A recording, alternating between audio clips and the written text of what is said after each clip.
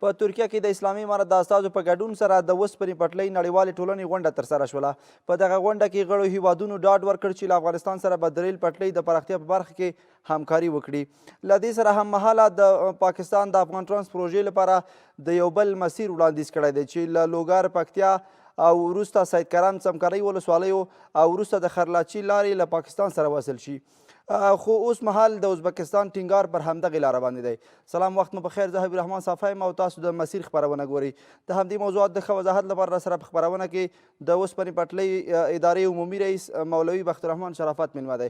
شرافت صاحب، ډېرې زیاته مننه چې د خپرونې لپاره مو وخت راکړ. خپرونې ته بخیر راغلئ. مننه. سلامونه. کور ودان. خپرونه شرافت صاحب، ستاسو له وروستي سفره چې ترکیې هېواد ته مو درلوده او هلته یوه غونډه او په هغې کې مو ګډون کړی او له هغې راپیلوو. هلته مو د سفر هدف او په هغه غونډه کې په کومو موضوعاتو باندې خبرې وشوې؟ بسم الله الرحمن الرحیم. ترکیې هېواد استانبول کې یو آی سی ریم چې دا یو سیمه ییزه منطقوي د اورګاډي د مختلفو هېوادونو یوه شورا ده. د دغه شورا له لورې یو غونډه هلته دایرېدله او د شورا له لورې موږ ته هم دعوت او بلنه راکول سوې وه. د هغو په بلنه باندې موږ همدې غونډه کې برخه واخیسته. هلته په کوم موضوعاتو باندې خبرې وشولې؟ کوم موضوعات وڅېړل شول؟ په دې غونډه کې تر ډېرې کچې پورې په سیمه کې د خدماتو د اورګاډي اړوند چې کوم خدمات دي د هغو خدماتو یکسا کول، یعنی یکسان کول، هارمونایزیشن یا دغه ورکول، یونیفارم خدمات وړاندې کول چې هغه په ټولو هېوادونو کې به یو رقم خدمات وي چې هغه د انتقالاتو په بس کې و خلکو ته اسانتیاوې برابروي. یعنې تعرفه باید یو رقم تعرفه وي او ګمرکاتو کې باید دغه راسي یکسانوالی راسي، برابروالی راسي. پر دې باندې ډېر تمرکز و. همدارنګه ډیجیټایزیشن کې کمپیوټرایز کې سیسټمونه باید کمپیوټرایز کړو او پر دې باندې تمرکز و. او د هغه په څنګ کې الکتریفیکیشن، یعنې موږ باید خدمتونه ټول برېښنایي کړو. کوم پروژې چې موږ لرو فعلا کوم اورګاډي لرو هغه باید له ډیزلو څخه برق ته واړوو، ځکه چې ډیزل چې دی هغه د چاپېریال ککړتیا لامل ګرځي او برق یې باید دغه چې دغه ډېر کم وي. د هغه په څنګ کې د ظرفیت ارتقای ظرفیت وله چې موږ د ظرفیت ارتقا وکړو او په مختلفو بخشونو کې پرسونل وروزو، د غړي هېوادونه یو د بل سره کومک وکړي، یو د بل سره مرسته وکړي. او د دې په څنګ کې زاړه چې کوم سیسټمونه دي د اورګاډي یا خطونه دي یا سټیشنونه دي یا د تعرفې د تاویلولو یا د محصول چې کوم سیسټمونه دي یا کوم نظامونه دي هغو کې اپګریډیشن راولو، هغه اپګریډ کړو، تر دغه وکړو، نوي یې کړو، جدید یې کړو. نو پر دغه موضوعاتو باندې ډېر بحث وسو او په دې کې یو د ګیج موضوع، په نړۍ کې درې مشهوره ګیجونه دي د اورګاډي چې هغه ته یو براوډ ګیج ورته وایي چې هغه پاکستان، بنګلادیش، هندوستان په دغو هېوادونو کې مروج ده. په دنیا کې کم ګیج دی. بل وایډ ګیج ده چې هغه روسي او منځنۍ اسیا هېوادونو کې، د روسیې تر اثر لاندې هېوادونو کې هغه عام ګیج دی. او بل سټنډرډ ګیج اروپایي ګیج دی. د دغه ګیج په یووالي کې او د دې ګیج دپاره ټرانسشپمنټ مرکزونه چې موږ جوړوو، له یو ګیج نه بل ګیج ته بدلول، په هغو کې اسانتیاوې رامنځته کول، پر دغو باندې بحثونه وسو. د افغانستان دپاره پکې کوم مسایل ذکر شول؟ ګټې د افغانستان دپاره څه وه؟ د افغانستان دپاره خو تر ټولو ګټه دا وه چې هغه یو په دې غونډه کې چې په اوسني وضعیت کې افغانستان له یو سخت وضعیت سره مخامخ ده، نړیوال رسمیت وجود نه لري. بیا هم په دې غونډه کې د افغانستان د اورګاډي ادارې هلته حضور درلوده، برخه یې واخیستله. دا غټه لاسته راوړنه وه. او بل په دې له غړو هېوادونو په څنګ کې په یو آی سی کې ځینې د اورګاډي مربوط شرکتونه، غټ میګا شرکتونه، غټ شرکتونه هم غړیتوب لري. له دو شرکتونو سره بیا مخامخ یوازې په یوازې موږ بحثونه وسو. هغو ته مو بلنه ورکړه او هغوی دلچسپي ښودله چې افغانستان کې راسي، افغانستان کې وویني دلته د کار کولو فرصتونه دي، له هغو سره پیسې شته، وسایل شته، تجربه شته. افغانستان کې د کار کولو فرصتونه دي، امن ده او دلته بیروکراسي کمه سوې ده او شفافیت رامنځته سوی ده. هغو شرکتونو سره موږ ټول هماغه اړیکو نمبرونه مو سره تبادله کړو، مجلسونه مو سره وکړو. او همدارنګه دغه نړیوال تنظیم موږ ته یعنې باور راکوي، یقینداري راکړه چې په ټولو امورو کې به له افغانستان سره مرسته او کومک کوي. په خاص توګه ارتقای ظرفیت کې چې موږ ډېره اړتیا لرو، د ډیزاین په بحث کې موږ اړتیا لرو، د سیګنلینګ په بحث کې موږ اړتیا لرو، اورګاډي له یو سټیشن نه بل سټیشن ته لیږدلو کې ډسپیچینګ کې موږ اړتیا لرو، اپریشن کې اړتیا لرو چې موږ هغه په هغه کچه باندې تجربه او په هغه کچه باندې پرسونل نه لرو، کوم سیستم یا نړۍ لري، په هغه کې راسره وعدې وکړې چې زموږ ارتقاء ظرفیت به کوي، په ټولو دغه کې مربوطه چارو کې په ټولو مربوطه چارو کې ورته مرستې حکومت ول وعدې راکړي. بله، د ترکیې هېواد په دې وروستیو کې ویلي دي چې په افغانستان کې د معدني موادو په بدل کې په افغانستان کې د ریل پټلۍ چارې پیلوي یا دوی غواړي چې ریل پټلۍ جوړه کړي په افغانستان کې. په دغه موضوع هم د ترکیې له هېواد سره وغږېدې، خبرې مو سره وکړلې؟ د دې شورا په څنګ کې په اړخ کې موږ لکه څنګه چې مخکې ما اشاره ورته کړه، موږ ون بای ون یو له یو سره شرکتو سره او د ترکیې هېواد د اورګاډي ادارې له مشرتابه سره مجلس وکړی. په هغو کې مو په افغانستان کې د نوې پروژې د افغانستان د اورګاډي د آینده پلانونو یا موږ کوم ماسټر پلان لرو هغه مو سره شریک کړئ. بیا مو دوی دلچسپي ښوده په افغانستان کې بیا رغونه کې او بیا جوړونه کې کار وکړي، په خاصه توګه د اورګاډي ادارې په وس کې. بیا دوی راته وویل چې موږ په ترکیه کې یو ډېر غټ دغه لرو، کارخانه لرو د ریل جوړولو او د اورګاډي د خط جوړولو مربوط ټول وسایل تجهیزات هلته جوړېږي. بیا موږ هغه کارخانې ته یې بوتلو، هغه کارخانه مو وکتله. د هغه کارخانې یو ښه اړخ خوبي دا وه چې هغه کارخانه د اورګاډي یعنې ریل چې کوم جوړاوه یا د اورګاډي مربوط نور وسایل یا تجهیزات جوړول هغه د سکرپ څخه نه جوړول، هغه معدن پروسس کاوه، معدن یې پروسس کاوه، له معدن وروسته یې اوسپنه جوړوله، له هغه اوسپنه یې بیا دغه تجهیزات جوړول. نو بیا دوی اورېدلي وو او دوی خپله موږ ته وویل چې موږ خبر یو چې په افغانستان کې آیرن اور د افغانستان کې دا په ډېر غټ مقدار باندې موجود ده چې هغه موږ په اجګک کې لرو، یعنې په ډېرو نقطو کې هغه تشخیص شوی ده. په اجګک کې موږ آیرن اور لرو، په همدارنګه موږ په غوریانو کې په هرات کې یو ډېر لوړ غټ مقدار آیرن لرو. په غوریانو کې خوبي د غوریانو د آیرن د ترکیې لپاره خوبي یا ښه والی دا ده چې هلته الریډي له پخوا نه ریل را رسېدلی نه. د معدن د قراردادونو کې انتقال کې یو غټ مشکل دغه د انتقال ده چې هغه د موټرو له لارې ګران تمامیږي او ډېر مشکل ده د موټرو له لارې د معدنو انتقال. او د ترکیه چې له موږ سره د معدنو قرارداد کوي یا معدن رانیسي یا معدنو کې دلچسپي ښیي، یوه خوبي یو ښه والی دا ده چې موږ مستقیما د اورګاډي له لارې له ترکیې سره وصل یو چې 2 هفتې مخکې د ترکیې څخه بار د اورګاډي له لارې هرات ته راورسېدی. دغه کومه اورګاډي چې دغه کوم پروژه چې موږ لرو یا کوم اورګاډي چې راځي دا د غوریانو معدن ته ډېر نږدې هلته موږ سټېشنان لرو. دا کارخانې یوه غوښتنه دا وړاندیز یې دا و چې تاسو موږ ته آیرن اور راکړئ، معدن راکړئ، موږ په مقابل کې تاسو ته ریل او د ریل جوړولو مربوط نور وسایل درکړو. موږ دوی ته ښه راغلاست ووایو، حتی دوی دومره چې دلچسپي درلوده، دومره لیواله وو. کله چې موږ د کارخانې څخه بیرته رالو انکارې ته راورسېدو، دوی لخوا له شا لخوا څخه موږ ته ټلیفون راغلی، ول تاسو موږ ته ویزې ترتیب برابر کړئ، موږ اوس ورسره ځو. نو ډېره دلچسپي یې وله. دوی ویل چې موږ دغه بارټر سیستم چې د جنس په جنس یا دا دغسې له نورو هېوادو سره هم دوی واضح مثالونه درلودو. دا اوس ایران ورته دوی ته پېټرول ورکړي وو، ایران و ترکیې ته پېټرول ورکړي وو، د ترکیې د پېټرول په مقابل کې دوی ته 1,40,000 ټنه همدغه ریل ورکړی وو. یوه خوبایي چې د دغه قرارداد یا د دغه ریل پټلۍ د افغانستان دپاره به وي هغه دا چې دوی یادونه کړې ده چې لکه نورې پټلۍ چې په افغانستان کې جوړېږي، لکه د ایران د افغان ټرانس پروژه چې پاکستان او د ازبکستان د افغانستان نه تېرېږي، د دواړه هېوادونو سره وصلوي، د دوی ګټه د خپلو هېوادونو ته ځي. امر دغه ریل پټلۍ چې دوی په افغانستان کې جوړوي د دوی بیا اختیارات افغانستان ته ورکوي. دا مسایل ورسره ذکر شوي دي یا تاسو ته وړاندیز کړی و که دوی دغه وړاندیز ته کړی و؟ ټرانس افغانستان پروژه چې ده زموږ د درو هېوادو ګډه پروژه ده. په دې کې دا اوس پیله یو 2 هفتې مخکې موږ تاشکند کې مجلس درلودی.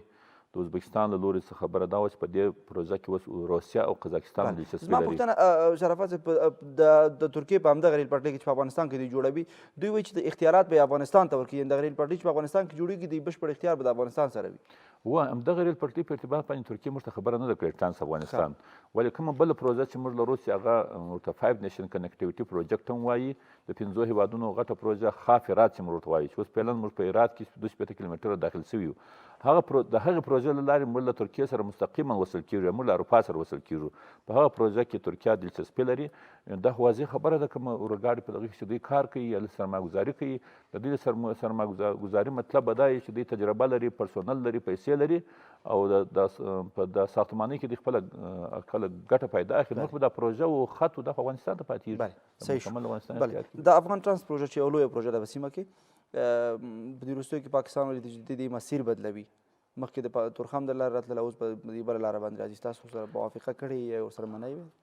بلې د افغانستان ټرانس پروژه چې هغه منځنۍ اسیا له جنوبي اسیا سره وصل کوي غټه پروژه ده، رښتیا هم ډېره غټه پروژه ده او ډېر غټ مصرف غواړي ځکه دا له غرنیو سیمو څخه تېرېږي او ډېر تنل هلته په نظر کې نیول شوی دی چې ډېر غټ تونلان اوږده تونلان به هلته ایستل کېږي او هډ کټینګ به کېږي، غرونه به کاټېږي.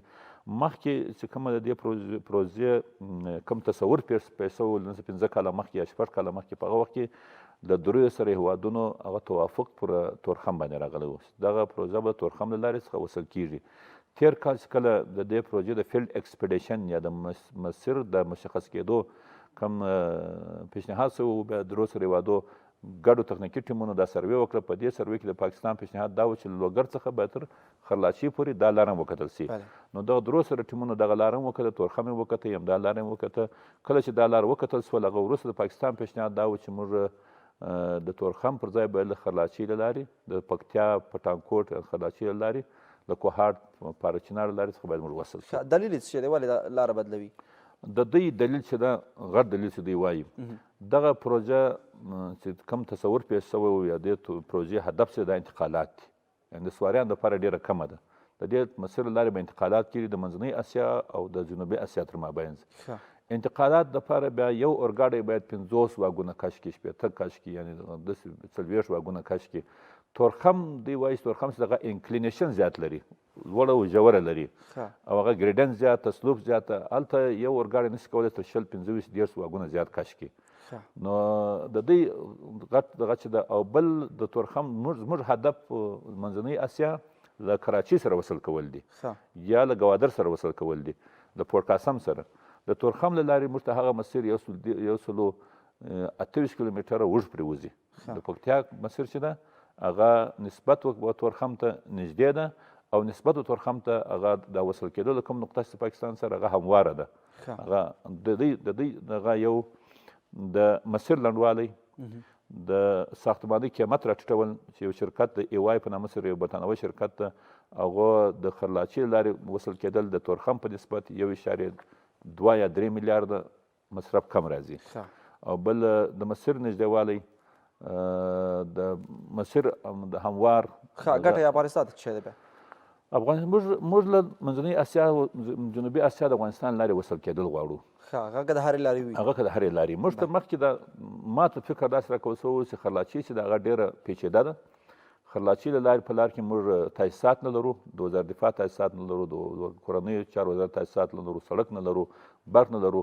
خو کله نو ما به همیشه ډېر دغه مسیر ډېر په شدت سره ردوی چې موږ هېڅ کله د خرلاچي له لارې څخه موږ وصل کېدل نه غواړو. ازبکستان کې اوس ما کوم مجلس وکړی، له هغې خوا چې زه رالم زه خپله ولاړم، دا مسیر مې وکتی. مسیر هموار و او موږ تاسیسات لرل. تر خرلاچۍ پورې تر 0 نقطې پورې موږ هلته دغه درلوده، پوخ سړک مو درلودی. او تر سید کرم ولسوالۍ پورې له پکتیا چې تېر شي موږ برق لرو او د وزارت داخلي تاسیسات مو درلودو، وزارت خارجیه تاسیسات مو درلودو. حتی له 0 نقطې سره چې دې خوا ته موږ ښارګوټی لرو، هغه په ډېر سویه غټ ښارګوټی ده، د شارنو په نامه سره ښارګوټی دی. هغه 5 منزله 4 منزله داسې ځایونه پکې جوړ شوي وو، پوخ ځای و. یوه خبره داسې کېده چې په دا مسیر ولې پاکستان مشخص کوي، دې دپاره پاکستان پر دې باندې ټینګار کوي چې موږ د 0 نقطې دې خوا ته هموار اوار ځای نه لرو. پاکستان غواړي دغه ټرانسشپمنټ سنټر چې ده، یعنې د 2 ګیجونو بدلول. د دې پروژې دپاره ګیج په نظر کې نیول شوی دی. تر 0 نقطې پورې د پاکستان تر دغه ځایه پورې پاکستان سره موږ وصل کېږو، تر پولې پورې باید روسۍ ګیج راسي. دلته له پولې سره یو 8 کیلومتره 10 کیلومتره دې خوا ته ټرانسشپمنټ یارډ جوړ شي چې دغه یو ګیج و بل ګیج ته بدلېږي. نو خبره داسې کېده چې موږ دې خوا ته هوار ځای نه لرو. خو زه چې کله ولاړم ما چې دا ځای ولیدی، موږ تقریبا 1400 جریبه ډېر هواره میداني لرو. موږ کولی شو چې ټرانسشپمنټ سنټر دې خوا ته جوړ کړو، ځکه هغه په هر هېواد کې ټرانسشپمنټ سنټر جوړېږي یا یارډ جوړېږي، هغه هېواد ته ډېر ګټې وي. دغه څو خبرې کېدې چې هغه ما چې کله ولیده، خو دا زموږ د ادارې اختیار نه ده. اوس موږ کمیټه پیشنهاد کړې ده، د حکومت په کچه مو د څو وزارتو ګډه کمیټه پیشنهاد کړې ده، تخنیکي کسان دي چې هغه به دا تخنیکي کسان به بیا ځي د شپږو اوو ادارو تخنیکي کسان دي د استخبارات هم پکښې دي کورنۍ چارو وزارت هم پکښې ده دفاع وزارت هم پکښې ده مالیې وزارت تجارت وزارت اقتصاد وزارت او فایده عامه د موږ یو دغه کمیټه به ځي دا به له لوګر څخه تر خلاچي پورې مسیر هم ګوري له لوګر څخه تر تورخم پورې مسیر هم ګوري دا کمیټه به بیا خپل نظر راوړي دا نظر او کابینې ته وړاندې کوي کابینه به بیا پرېکړه کوي چې کوم مسیر باندې موږ صحیح شو د ازبکستان نظر هم په دې پروژه کې اخیستی و ازبکستان نظر اوس پر خلاچي باندې اوس هغه هم ټینګار کوي چې موږ باید خلاچي لارې څخه وصل شو ښه هغوی هم په دې باندې موافقه کړې چې باید په دغې لاره باندې هغه هم خلاچي باندې ټینګار کوي صحیح شو او بل د ایران هیواد سره د خواک هرات اوسپنې پټلۍ چارې هم راپیل شوې وي د انتقالات ترېنه شروع شوي دي وضعیت نورمال شوی هلته د خافرات کوم پروژه چې موږ له ایران هیواد سره لرو چې هغه 2 کیلومتره د ایران اسلامي جمهوریت لخوا څخه د تحفې په شکل سره یو ګرانټ یو تحفه د افغانستان لپاره جوړه شوې ده نو بیا په تېرو دغه کې تحولاتو کې چې هغه مخکینی حکومت نړیږي او امارت په وجود کې راځي هغه پروژه مکمله ویجاړه شوې وه د هغو سیګنلینګ سیسټم چې و مخابراتي سیسټم هغه مکمل غلا شوی دی منځه وړل شوی و او تر 15,000 شاوخوا پورې پاسټرنینګ و فلش پلیټونه دا غلا شوي وو یعنې تخریب شوې وه الحمدلله موږ پروژه دوباره موږ هغه فعاله کړه ترمیم مو کړه جوړه مو کړه سیګنلینګ سیسټم مو فعال کړئ تاسیسات د سټیشنونو هغه مو فعاله کړو نن څخه 1 میاشت مخکې یا 1 میاشت مخکې د پاکستان د ایران هیواد لخوا څخه یو تخنیکي ټیم راغلی او دا پروژه وکته اطمینان حاصل سو بیا 2 هفتې وروسته مخکې به تاورېدلي چې اول ورګاډی په امتحاني شکل باندې په ډېره په کامیابي سره روزنک ته راورسېدی چې هغه کې زموږ د درېیمې قطعې دپاره ریل پکې بار و هغه ریل له ترکیې څخه را روان و د دې مطلب دا سو چې موږ د دغه قطعې له لارې د دغه پروژې له لارې یوازې ایران سره نه بلکې د ایران له لارې چابهار بندر باندې هندوستان سره وصل یو په بندر عباس کې له بندر عباس له لارې له منځني ختیځ سره وصل یو همدارنګه د دې پروژې له لارې موږ مستقیما له اروپا سره د ترکیې له لارې له اروپا سره وصل یو یعنې دا یوه ارزښتناکه لاره ده ډېره ارزښتناکه لاره ده الحمدلله او زموږ پروژه مکمله جوړه سوه بهرهبرداري ته وسپارل سوه انشاءالله په نږدې راتلونکي کې 1-2 هفتې کې به یو بل ورګاډی بل قطار را روان ده چې هغې کې مراسم هم نیسو استقبال به کوو دا پروژه به بهرهبرداري سپارل کېږي صحیح ده یو مسله بله د چین قرغیزستان ازبکستان او پاکستان ترمنځ یو اقتصادي دهلیز جوړ شوی و د هغې لارې فکر کوم 1-2 ځلې انتقالات وشول وروسته بیا د هغې انتقالات بند شوي دي ولې علت څه شی و کوم د واخان کوریډور په نامه سره تېر کال د چین قرغیزستان ازبکستان افغانستان مابین یو کوریډور یو دهلیز جوړ شوی و چې 2 واره هغه قطار هم راغلی فرایټ راورسېدی حیرتان ته نو بیا هغه وخت کې د کرونا په وجه کوویډ 19 په وجه هغه پروسس وه هغه له ځنډ سره مخ شوله خو څه وخت هغه وس هلته په چین کې پابندي بندیزونه ولګېدل خاص توګه په کاشغر کې دا پروسس وه هغه له ځنډ سره مخامخ شوله او یوه بله وجه د مسیر ګرانوالی و قیمتي و ځکه له دې خوا څخه کوم قطار راورسېدی قطار کې صادرات کم و صادرات نه و یوازې واردات و هغه سوي وو او بل غټ مشکل په هغه مسیر کې یو دا و چې له قرغیزستان څخه بیا د چین تر پولې پورې 400 کیلومتره شاوخوا چې کوم سړک ده هلته موږ د ورګاډي خط نه لرو یعنې له کاشغر څخه بیا د اوچت سټیشن پورې به مالونه په موټرو کې راتلو اوس سټیشن کې بیا ورګاډي کې ځای پر ځای کېدو بیا به حیرتان په لور باندې راتلو او بل غټ دغه لامل څه و د دې پروسې ځنډېدل یا معطله کېدل هغه زموږ په شروع کې هیله دا وه یا توقع دا وه چې موږ ته به چین هېواد به موږ ته تخفیف په تعرفه کې راکړي یعنې په دې کې قرغیزستان ازبکستان افغانستان قرغیزستان افغانستان 50% تخفیف ورکړی و ازبکستان 15% تخفیف ورکوي توقع داسې کېده چې چین به تخفیف ورکړي خو چین په هغه کې تخفیف ونه کړ نو ځکه دا پروسه معطله سوه هغه د کمپنۍ شرکت تر اوسه پورې هم ستا زموږ سره رابطه شته دا اوس نن څخه 4 ورځې مخکې بیا موږ سره رابطه کړې دغه وایي چې دغه کوریډور په چین کې یو نمایش لري یو اکسیبیشن لري موږ ته بلنه راکړې ده دوی هیله څرګنده کړې ده چې په دا پلوه موږ ته چین هم دغه راکوي ډسکاونټ یا تخفیف راکوي دا پروسه بیا شروع کړي یعنې چې کېدای شي چارې بیا پیل شي دوی دغه اوس چې موږ سره رابطه کړې ده همداسې دي خبرې صحیح دي په داخل د هېواد کې هم د اوسپنې پټلۍ د لیکو د جوړولو لپاره هم څه پلان شته دی جوړوئ د اوسپنې پټلۍ جوړول ډېره یو قیمتي پروسه ده ډېرې پیسې غواړي زموږ له تېر کال راهیسته زیات تمرکز چې موږ هغه کوم موجوده چې موږ کوم وچې بندرګاوې لرو چې هغه حیرتان ده عقینه ده تورغونډۍ ده روزنک ده هغو ته وسعت ورکول، هغو ته پراخوالی ورکول، ارتقای ظرفیت د پرسونلو توجه کول. ځکه د پخوا په نسبت پر حیرتان او عقیده او تورغونډۍ کې انتقالات زیات شوي دي، د انتقالاتو پریشر لخوا زیات ده. نو موږ غوښتو چې اوس د اوس لپاره موږ دا کوم موجوده چې کوم دغه لرو تاسیسات لرو هغو ته وسعت ورکړو، آهنګران زیات جوړ کړو او دغه نوي خطونو دپاره هغه لوپ لاینس ورته وایي یا فرعي خطونه چې هغه دومره زیات قیمت نه غواړي هغه جوړ کړو. او کومه پروژه چې برق نه درلوده هغو ته برق راولو، برق انتقال ورته راوکړو. او کومه پروژه چې نیمه پاته وي هغه بشپړه کړو، هغه بیا ترمیم کړو چې هغه په اتنه کې موږ 1.5 کیلومتره وه هغه مو بشپړه کړله الحمدلله. په خافرات ولا چې هغه مو جوړه کړله. اوس فعلا په اکینه کې موږ آهنګرانو او د سایوانونو سروې شروع کړې ده چې د تجارو څخه مالونه راځي د هغو دپاره موږ باید دغه ولرو، ګودامونه ولرو. په ونې کار شروع ده. د دې په څنګ کې موږ حکومت ته 2 پروژې پیشنهاد کړې وې چې هغه یو له اندخوی څخه بیا شبرغان پورې 15 کیلومتره د یو غټې پروژې یو برخه ده چې هغه د 5 نیشن کومه کنیکټیویټي پروژه چې د ایران، افغانستان، تاجکستان، قرغیزستان، چین سره وصل کوي. یعنې چین د دې لارې له اروپا سره وصل کوي او د دې لارې څخه هندوستان او منځنی ختیځ له افغانستان او اروپا سره وصل کیږي. د دې پروژې یو برخه ده چې موږ کابینې څخه تایید اخیستی ده. 15 کیلومتره د معدن په مقابل کې موږ دا پروژه اعلان ته سپارلې وه، شرکتونو سره مذاکره کړې ده، بیا مو د معدن وزارت سره ناستې کړې دي. او په دې پروسه کې یو خدای مهربانه ده چې یو پایلې ته به شرکتونو سره ورسېږو، د معدن په مقابل کې هم دې پروژې باندې کار شروع. یو مسله چې په وروستیو کې هم رسنیو کې لاس په لاس کېدل چې د هرات مزار او مزار قندهار ترمنځ یو اوسپنې پټلۍ او لیکه جوړېږي، هغه شته ستاسو؟ هغه همدغه پروژه ده. یعنې دغه پروژه ده چې دا له مزار څخه روانه ده، د شبرغان، فاریاب، بادغیس له لارې د هرات سره وصل کېږي. هرات څخه بیا د فراه له لارې هلمند، کندهار، بولدک سره وصل کېږي. دا 15 کیلومتره چې موږ کومه دا اوس دغه کېږو دا د دغې غټې پروژې یو قدم دی، د یوه برخه ده. موږ ځکه د اوسنی وضعیت دا نه ایجابوي چې موږ غټه پروژه باندې 10 ځایه کار شروع کړو. موږ هغه نقطې په نقشه کوو چې هغه موږ 15 کیلومتره کار په نقشه کړی ده. دا 15 کیلومتره پروژه موږ بشپړه کړو، بهره بردارۍ ته وسپارو او د دې ځای څخه موږ عایدات ترلاسه کړو او دغه عایدو په موږ سره موږ مخته لاړ شو. صحیح شو. رئیس صاحب پوښتنې ډېرې لرو، وخت هم کم دی. له کومو هېوادونو سره اوس عملاً د اوسپنې پټلۍ له لارې زموږ انتقالات روان دي؟ موږ له 3 هېوادونو سره په 4 نقطو کې اوس فعلا موږ وصل یو او انتقالات په عادي توګه سره روان دي. چې تېر کال په نسبت باندې به تاسو اورېدلي موږ انتقالات هم زیات شوي دي او عواید هم زیات شوي دي.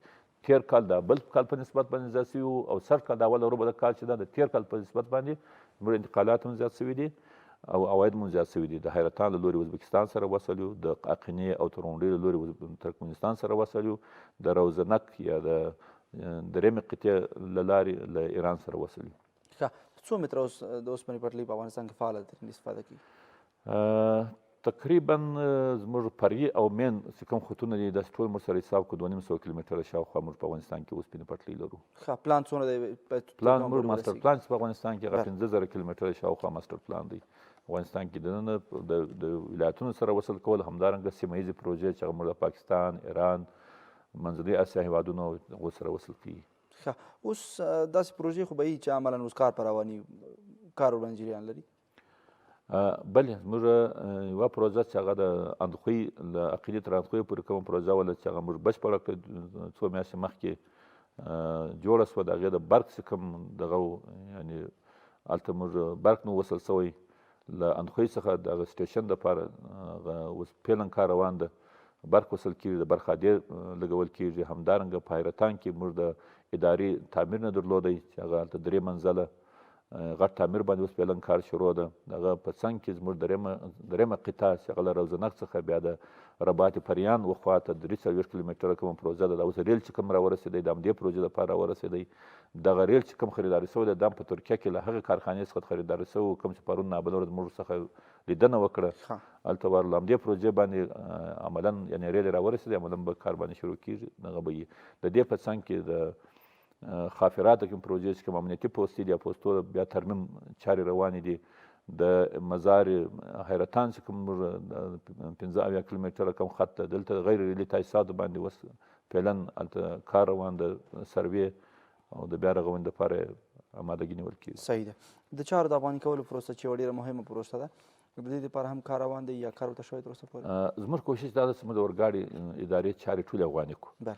یعنې که ته له نن څخه یو کال مخکې حیرتان ته ورغلی وی یا اقینې ته ورغلی وی، تورغونډۍ ته ورغلی وی، تا به فکر نه وی کړی چې حیرتان چې د حیرتان د افغانستان دننه تا به داسې فکر کوو د ازبکستان دی. اقینه کې هم داسې و، تورغونډۍ کې هم داسې و، په حیرتان کې حتی زموږ سټیشن ته کوم افغانی مامور نږدې نه سوی ورتلی د اورګاډي ادارې چې کوم کسان وو. زموږ پرسونل چې وو، زموږ محصلین چې وو، هغه چې په نورو هېوادو ته ولاړو، استرالیا و، جاپان و، هندوستان، ترکمنستان، ازبکستان، هلته به یې زده کړې وکړې، خوارۍ به یې وکړې، مسافرۍ به یې تېرې کړې، تیوري به هر څه هلته زده کړو، نظري چې کله به افغانستان ته رالو دلته به پروژې ته چا نږدې نه پرېښودو، څه چې به یې زده کړي وو هغه بېرته له ذهنه ووتو. اوس د الحمدلله د حیرتان چې کوم دغه د حیرتان کې خدمات چې ازبکستان هېواد یو حکومتي شرکت وړاندې کوي ST، د دغه شرکت سره موږ نوی قرارداد چې کوم کړی دی، یو خو الحمدلله د تېر قرارداد په نسبت یې 70 سلنه موږ ته تخفیف راکړی دی، دا غټه لاسته راوړنه ده. او بل په دې کې ارتقای ظرفیت په نظر کې نیول سوی ده چې عملا په سټیشن کې به په اورګاډي کې به افغاني پرسونل ورسره کار کوي. اوس فعلا موږ 100 نفر ورته معرفي کړي دي، هغه 100 نفره د دوی سره عملا په سټیشن کې، په ډسپیچینګ کې، سګنلینګ کې، په اپریشن کې، حفظ مراقبت کې، په دې کې ورسره کار کوي چې دا د ارتقای ظرفیت ده او پرسونل مو ډېر خوشحاله دي. صحیح ده.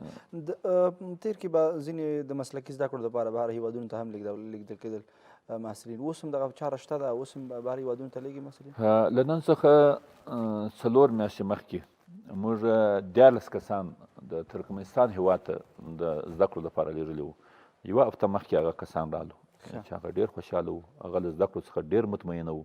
حتی موږ غټ مشکل په افغانستان کې دا لرو چې موږ نن د اورګاډي کوم لوکوموټیو یا انجن واخو د حیرتان دپاره، یا اقینې دپاره، تورغونډۍ دپاره، یا روزنک دپاره، موږ د هغه اپریټر نه لرو.